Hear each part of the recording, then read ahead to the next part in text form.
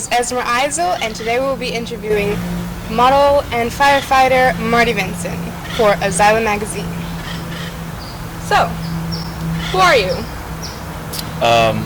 Well, I am, as we said, Marty Vinson. I am 26 years old. I recently got out of a program with the Cal Fire Conservation Corps where we was actually fighting wildfires. So from what I understand, you were fighting fires. How did you get into that? Did you have a choice to get into that? And how was it? Well, I got into it. It was a program that's offered as being incarcerated, and it is a choice. It's not something that they force you to do or that you have to do, but it does come with incentives. You're allowed to get time taken off your sentence. You're offered a better housing unit, more freedom. What else? It's kind of just a change from reality being inside a cell or being inside a dorm living with over 120 people. When I got into the firefighting program, the first camp I went to was Videographer. I fought for them for a year, which was 17 to 2018, and then I transferred over to Delta from 2018 and finished 2019. Were they drastically different, or did they have similar programs? No, all camps are different. They come with different programs. Some offer different milestones, some don't offer milestones, which pretty much are incentives of taking a class or doing education that allows you to get time taken off your sentence. Eel River was in Humboldt County, so the environment was much different. We had large trees, just a lot of vegetation to where mostly fires will happen out there. Delta was different. You had more so grass, thin grass. So we had a lot of fires there, but it wasn't as thick fuel, so the fires didn't last that long. Mm-hmm. Wait, so hold up. You were actually like right beside fire, dealing with it up close and personal? Yes. Wow. We were really just up close in front. The closest I've been to a fire was literally like a foot away, a few inches away. There's a method called direct hand line, which is when you're up close in contact with the fire. Mainly it happens with a fire that is tamed, so you're probably going to be on the left or right flank of the fire, which is the side, so the head of the fire is not in front of you. And you're putting line immediately there to stop the fire from growing anymore or progressing. What is line? What we call constructed hand line is line we put in. We use many tools. We start with chainsaws to actually cut through any brush. We have pullers that help the chainsaws actually pull the brush to get it out the way for the saws and the hand tools behind them. Then we have Pulaskis, which will actually take out the stops. And then we have McClows, which is a scraping tool, which is to actually scrape anything left behind to bare mineral soil to where it's nothing but dirt, so the fire cannot cross over to the green side. And you did all of these jobs, or did they assign you to a particular one? 9 times out of 10, you start off at a camp. You will start off at a McCloud, which I personally don't like. But it's a great experience. Every position matters. Everyone matters. So I started off at McCloud. I jumped to a puller, and then I became a saw. And ever since a saw, I've always stayed at a saw until I became a drag spoon, which is a position that deals with awareness. You watch out for the crew. You make sure the transportation vehicle that we're in is constantly iced up with water and filled with Gatorade, so the crew is constantly hydrated and it has just all their resources they need when we're out on the fire line. So being up close to a fire, did it ever hurt? Like, were you in pain being that close to that heat? Yeah, there's times you have to get close enough to where you're going to feel the heat. There's moments you will get burned, not to a point where it's severe. It can happen if you're not careful, if you're just being careless. But yes, I've been in situations where wearing 3 layers of clothes on top of a fire being right in front of you, it doesn't feel good. And it obviously does help though with actually getting burned. So you're not going to actually have any injuries dealing with a fire that close because you have so many clothes on and they're fire resistant. And the programs offer the clothes that are fire resistant?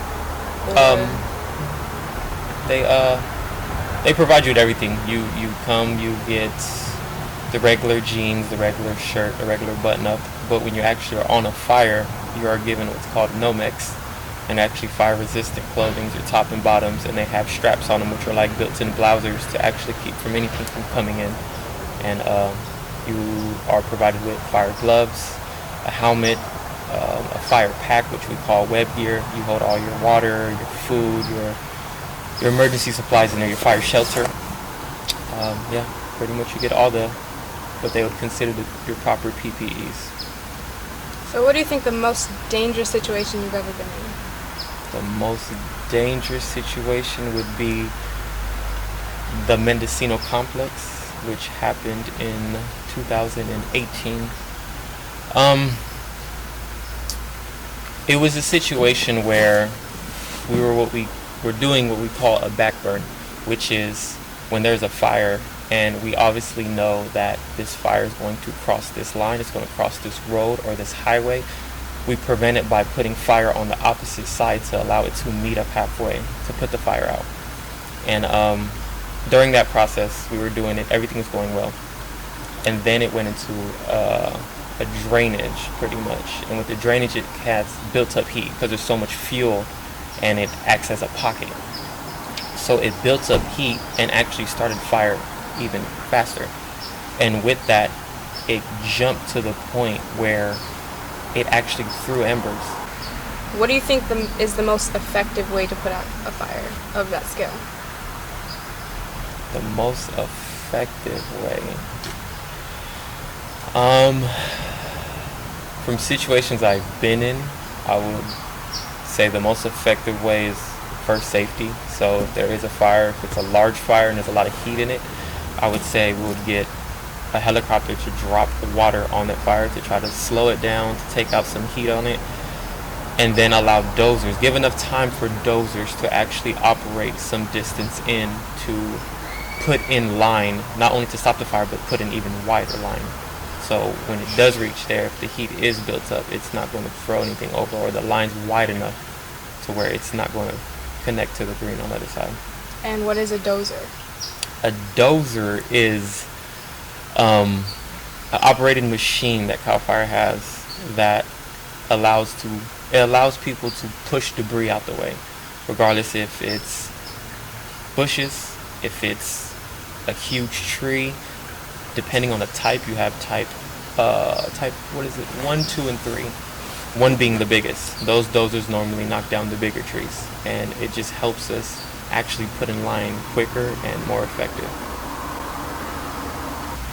Have you ever found yourself thinking, am I going to get out of this situation alive? Like, has it ever gotten to that extent? I always try to stay positive, but going back, which I should have probably said more about, going back to the Mendocino Complex, that was probably the fire where I thought something could go wrong, is when we was doing the backburn. And when the embers actually went across to the other side, we were on the highway at this point, and it pretty much engulfed the whole area we was at.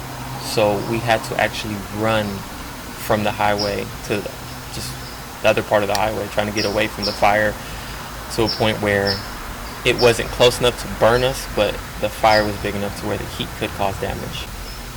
So I understand that you saved somebody's life. What was that like?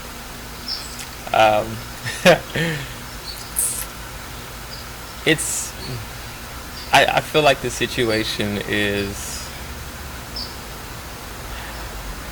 it's more than what it should be. He tore a muscle in his leg, and his leg started to inflame. He couldn't move, he couldn't do nothing. He wasn't mobile anymore. We tried to carry him as much as we could until the pain was that severe where we had to sit him down. We thought about it. We had an engine crew at the moment from Marin with us. They took out a mobile gurney, which is a long piece of tough cloth, but it's actually for taking people off the mountain if they're hurt.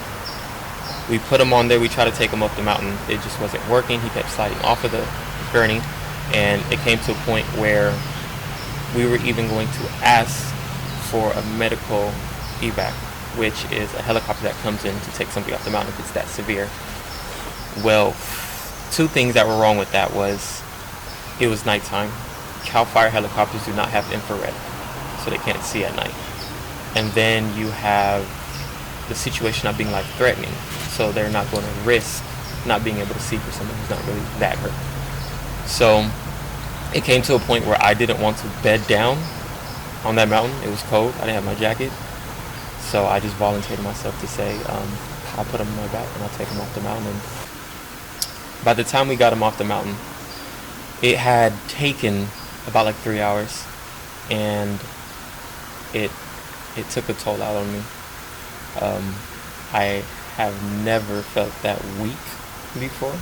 I never sweat that much in my life, but it was a situation that I felt proud about. Actually getting him up there, having the correctional officer come and pick him up to take him to the hospital to get evaluated. So I feel good about my situation. So you're like a real life hero. You have actually been in a situation where you had to save him or he would have been gone. Well, I appreciate it when people look at it like that. I just don't like taking that credit, because I feel like it's something that has to be like, if that person that you help feels like they're going to label you or look at you as that hero, then I'm okay with that. But when people just ask me, do you feel like a hero, it's just something I don't like immediately identify with. And why is that? I'm trying to be there for people who need me. If someone's in need, someone needs help, and no one else can provide that help, and I can, I just want to be that person that does it. I can understand where you're coming from, but to me it sounds like you are a hero, and you should be proud of what you did, because if it did take a lot out of you and he's alive now, that's something to be proud of. Yeah. Definitely. So after going through all of these experiences, do you think you'd want to do more? Yeah, I actually enjoy, that was the one career as a child that always stayed with me. So it's just a different branch. I was going into structure, now it's wildland, so I don't mind it at all. I actually put in for 2 hotshot crews and applied for CAL FIRE, so I wouldn't mind continuing that at all. So I understand there's some controversy concerning the compensation of what you're getting for fighting these fires. Yeah, it's pretty bad. We get paid $1 an hour on a fire. Wow. So we normally work a 24-hour shift. So within 24 hours, we're getting paid $24 a day. That's insane. It's sad. It's something that has been addressed. Right before I was released, there was a memo saying that they wanted to up the pay, which is not by that much. It was going to be $2. But that's just something that has made a lot of people uncomfortable with what's going on. Knowing the things, well, really not knowing. A lot of people don't know what we actually do. There hasn't been that much footage or facts behind what we actually do on that fire line, or who's being clear, or who's really doing what out there. But us being literally like 60% of the labor that goes on during fires, it's just something that doesn't make sense, knowing that we only get $1 an hour and we're on these fires anywhere from 2 weeks to a month and a half. That's kind of unfortunate. I feel like you guys at least deserve the recognition. Like, of course the money is deserved as well, but to not even know that you guys are out here doing all of this, and they have you in these dangerous situations, can't even have the world know that you're in these dangerous situations, protecting people and saving lives. So let me get one thing straight. I want this to be as clear as possible. The experience I had being involved with a fire camp was the greatest opportunity I had received since I was incarcerated. It allowed me to actually learn so much more about what's really going on behind the scenes with these wildfires, and giving me an opportunity to be involved with it, to help out, to actually make a difference, save people's homes or lives, whatever is, at stake. Um, the only thing that I have an issue with personally is the topics that are not being addressed, which are revolving around inmates or felons not having an equal right, not having the opportunity to do what anyone else can do.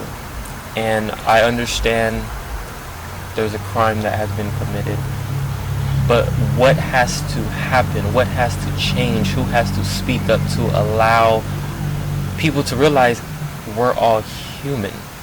Things happen. You grow from it, you mature from it, and you continue your life. I'm in a situation where I am a certified sawyer. I am literally equipped with all the knowledge and training to deal with anything dealing with vegetation management, fuel reduction, or dropping of a tree. And I can't just go out there and get any job. I would literally have to get a federal job, which hire felons, or I'd have to go through CAL FIRE, and that takes its time and its steps because they don't immediately hire felons. That door has opened to acknowledge equal opportunities for everybody, yet we're still stuck on the topic of felons or inmates not having equal opportunities. So I'm just at a point where I'm not going to turn down a great opportunity. I'm not going to act like I didn't enjoy my experience. But what has to be done, or who has to speak up to allow everyone to have an equal right and opportunity at life? So, obviously forests have a lot of wildlife. What have been some of your experiences with the animals? My experience with wildlife has been not necessarily rare, but when there's a fire, there's not too much contact. Like, by the time we actually get to a fire, the wildlife has already responded however they're going to respond to it. There's one situation that we were on a fire, and the fire's been going on for some days, and literally there was a baby cub, or a cub, and it was running through the black. It was burned, and it was a sad situation. I felt bad because obviously it was separated from his mother and just running through fire. So that was probably my only real experience with wildlife during a fire. Being out there, you see plenty of wildlife though. We constantly see deers. You will see maybe, no, that's probably the main thing. I'm thinking more so grade projects. Grade projects, just our daily work would revolve around like turkeys and everything else. But on the fire line, I've only dealt with deers and like bears. And that was my only true experience with being around an animal during the fire. Have they ever identified exactly what caused the fire or where it started? Yeah, that's normally like the first piece of information a captain will get before we get our assignment. We've had plenty of situations where it was unknown to us. Then we had plenty of situations where it was clear as day what actually happened. There was literally a time where a fire had started by an inmate, and it didn't really turn out good for him because he ended up getting charged for that fire. So, for our viewers out there who might want to learn something and maybe prevent a fire from happening, what are the most common ways of starting a fire, and how can we prevent that? Everyone who's starting these fires, stop starting fires. And then you have, the other ways that fires can be started, and it's typical things. If you have a big backyard and you have a bonfire pit, make sure everything's out. You have obviously cigarettes, you're done smoking, don't flick it out the window.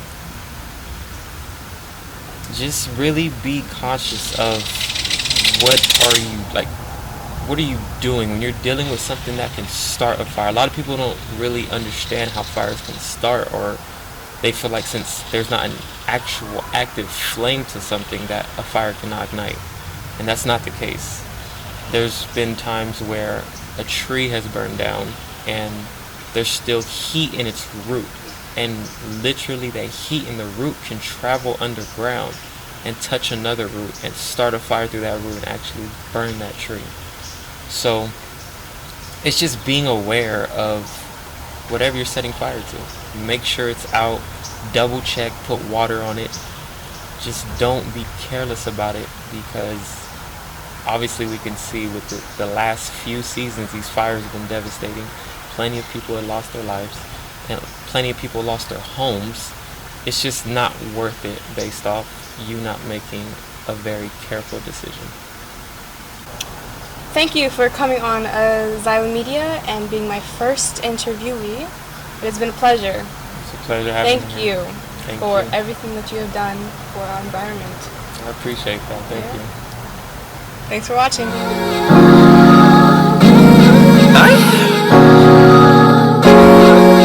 should have never asked.